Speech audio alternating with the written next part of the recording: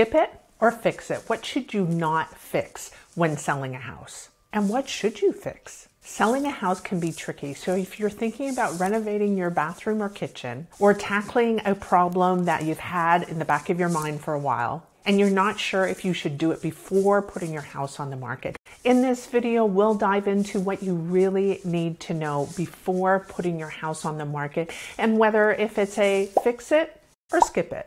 And remember, while sprucing up your home can boost your home's value, it could cost you as well, more than what you're actually putting in. And as I've worked with many homeowners in San Diego over the years to figure out these questions, I'll provide you with the ultimate list of fix it or skip it. And you can learn how to maximize your home's value without wasting time and money. And make sure you stay to the end because I'll provide a bonus tip that a lot of sellers are missing. So stay tuned. Hey, real quick, I'm Jade here in San Diego County. And if you're new to my channel, welcome. My channel is all about helpful and easy tips for home sellers and buyers made simple.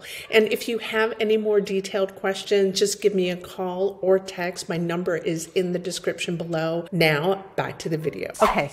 Getting right to it, project number one is cosmetic repairs. Do you fix it or skip it? This is one of the biggest dilemmas for sellers before putting their house on the market. Which project to tackle and which to leave? It might be tempting to fix every scratch and crack that you can find, but it's not always necessary or cost effective. And here's why. Let's first define what's a cosmetic problem. These are minor issues like small cracks on the walls, little scratches on the floor, or a few stains on the carpet. And they don't affect the structure or functionality of your home. They just don't look that great. Potential buyers will understand that the house has been lived in and that there is going to be some wear and tear. So some minor cosmetic flaws aren't going to turn off serious buyers. This is why you shouldn't stress over these little small issues. Firstly, fixing these cosmetic issues can be costly and time-consuming. Repainting, recarpeting, refinishing floors can add up pretty quick. Instead, focus on repairs that are going to give you the most bang for your buck and return on investment. But don't go around fixing every little scratch and stain. That is just going to take forever, right? And secondly, buyers aren't expecting perfection. Most understand that homes aren't flawless. Now they're more interested in an overall condition instead of nitpicking every little imperfection. So think about it. If there was a couple scratches on the floor, but this house that you liked ticked all the right boxes, would you say no to that house? Probably not. And thirdly, buyers like to put their own stamp on their new house. So they'll like to possibly change the carpets, change the floors, maybe change the color of the walls. If your house is in good condition or relatively good condition, you can let them do those changes once they move in. Minor changes that you could fix could be fixing cracked caulking, touching up grout, repairing minor imperfections on the wall with drywall,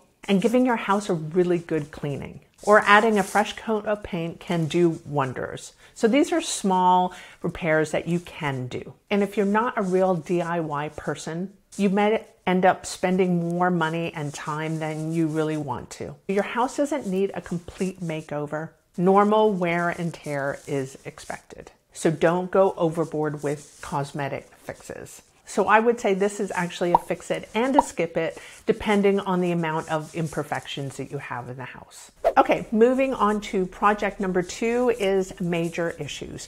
Focus on major issues that buyers are going to discover, or it's going to come up in the home inspection. These things are plumbing leaks, electrical issues, and roofing leaks as well. And all of these should definitely be addressed. So when it comes to plumbing issues, water is such a pesky problem that can drive buyers away. So if you have the slightest indication that there's a leak, moisture, or plumbing issue, this is definitely a fix it. With a water issue, investing in these fixes can make a huge difference. First up, leaky pipes, water damage, and excessive moisture isn't just an inconvenience, it's a huge red flag for buyers. And they will notice immediately. And let's face it, no one wants to move into a house with water damage or mold issues. Secondly, most buyers will hire a home inspector to inspect the house. And chances are this home inspector will find that there is water damage or a mold issue.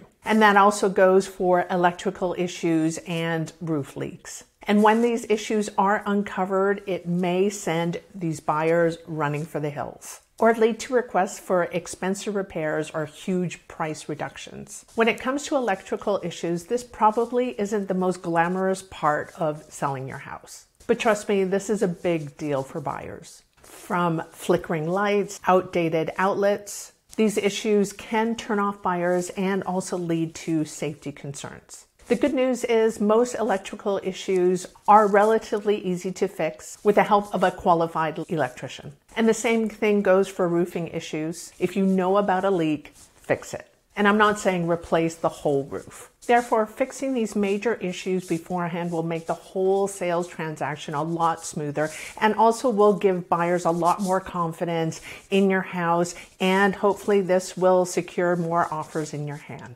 Moving on to project number 3 is major renovations. Should you renovate your kitchen or bathroom before selling your house? This is a big question that a lot of homeowners have. And you might think that a brand new kitchen or bathroom is going to add significant value to your home, but this is where a lot of sellers are mistaken. First and foremost, major renovations are expensive. A full kitchen remodel can start from $40,000 to $50,000 and up. And bathrooms can cost $10,000 to $15,000. And while these upgrades can make your home look fantastic, they often don't provide a good return on investment, especially if you're going to sell your house shortly after. According to Remodeling Magazine, a kitchen renovation only recoups about 60 to 70% of the investment that you put in. So in real numbers, if you invested $50,000 in a kitchen remodel, you would only get back about $30,000 in increased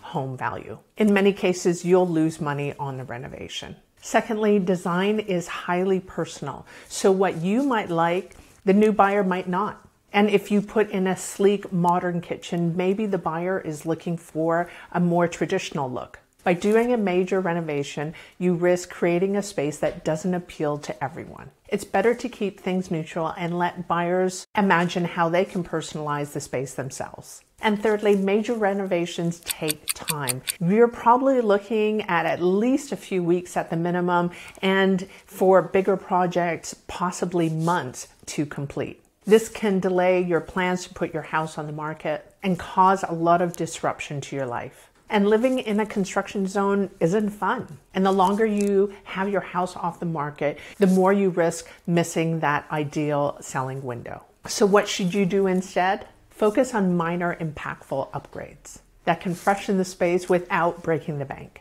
These can be upgrading the handles, upgrading the sink faucets, adding a fresh coat of paint, or replacing outdated light fixtures. Also, installing a new backsplash can add a stylish element to your kitchen that will have a very big impact and appeal to a wide range of buyers. Sometimes professional cleaning or a little refinishing can make old cabinets and countertops like new. And these small changes can make a huge difference. In summary, while it might be tempting to do a huge remodel on your kitchen and bathroom, it's often not the best financial decision.